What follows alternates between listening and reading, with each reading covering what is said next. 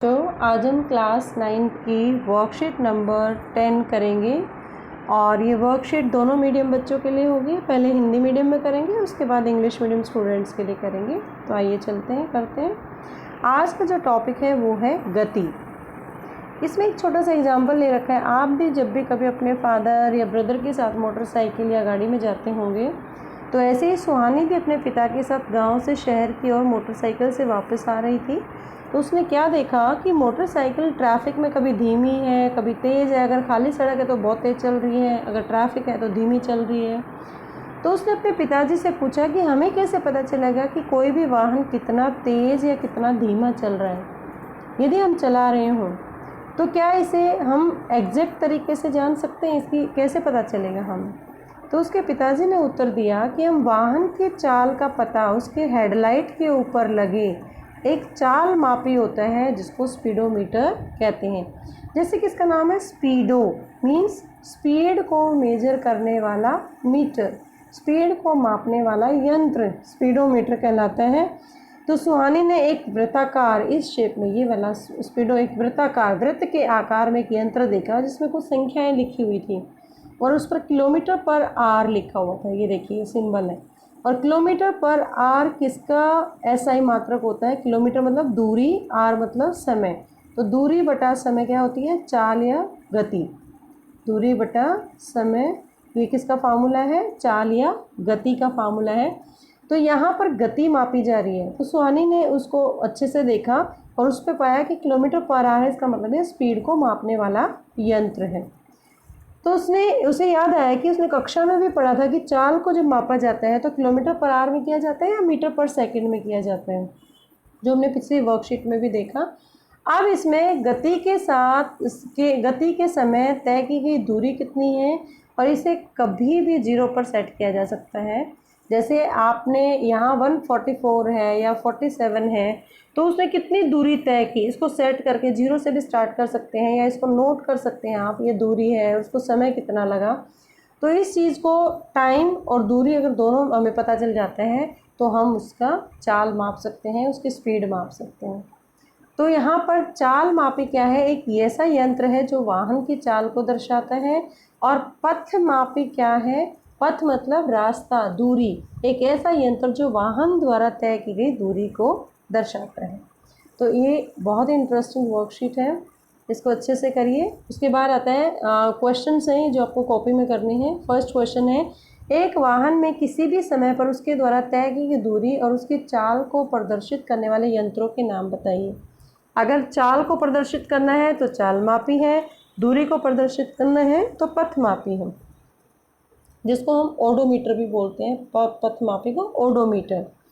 अब सुहानी ने पथ मापी से अलग अलग दूरियां अलग अलग समय पे देखा कि 8 बजे जब वो चली तो इतनी दूरी थी पथ मापी में, उसके बाद 9 बजे चली तो इतनी है, 11 बजे तो इतना मेजरमेंट किया उसने।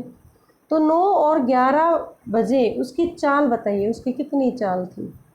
अब यहाँ पर इनमें डिफरेंस देखना पड़ेगा 9 और 11 के बीच में। यहाँ पर आप डिफरेंस देखिए कि टोटल दूरी कितनी तय की, 1395 घटा 1345, तो 50 किलोमीटर होगी। इन दोनों का डिफरेंस हो गया 2 घंटे। इसका मतलब वेलोसिटी क्या होती है? डिस्टेंस अपॉन टाइम, और डिस्टेंस है 50 किलोमीटर और टाइम है हमारे पास 2 आवर, 2 घंटे। तो ये 25 किलोमीटर पर आवर स्पीड से वो चल रही थी। इस तरीके से आप मोटरसाइकिल की चाल है वो किलोमीटर पर आवर में माप सकते हैं। Now the time for the English medium students and today's worksheet is velocity and motion. It is a part of motion. And Suhani was a student who was coming back to the city from her village with her father on his bike, and she realized that the bike was getting slowed down in the traffic and was faster on the empty roads. Then she asked her father, how do we know that how fast or slow are we are traveling while we are riding it? Is there a way to know it precisely? Her father replied that yes, we can know the speed of the vehicle by looking at its speedometer, note it down, which you can see above the headlight. Then she looked at the headlight and saw a circular meter like this with the several markings on it, and it is also written as kilometer per hour. You can see this symbol, kilometer per hour. and this is the time taken distance travel during a trip, and it can be reset to 0 at any time. Distance can be reset. So total distance travel up to this time, and after that time you can also identify, and this is odometer. These two are odometers. You can reset it and you can also find the differences.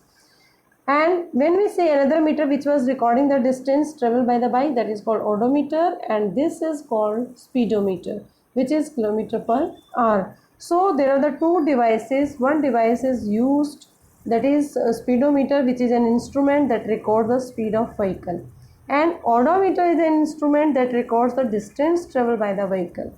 So you have to remember these meters, speedometer and odometer. Now you have to check your understanding about the worksheet through these questions.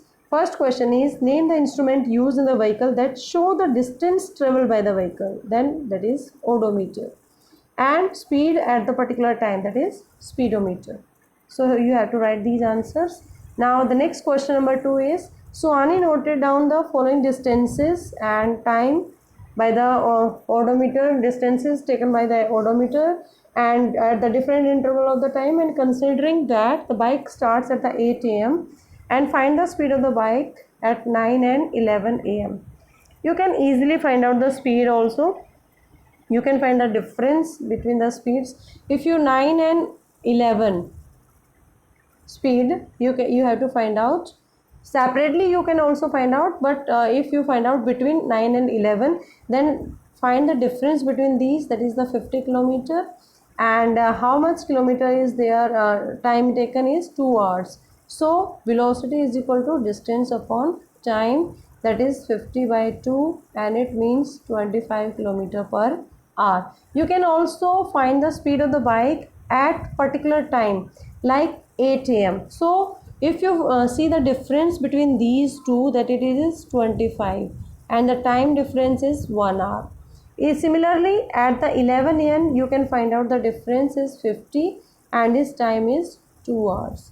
So at 9 its distance speed is 25 kilometer per hour, and at 11 also it is 25 kilometer per hour. So constant speed is speed is taken by the bike from at 9 a.m. as well as 11 a.m.